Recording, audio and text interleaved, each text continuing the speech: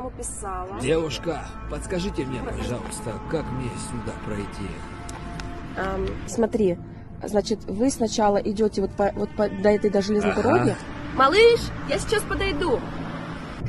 Ведь ты идешь туда? Ну так, куда мне идти? Все нормально. Я не могу. Минуточку. С вами все хорошо? Девушка,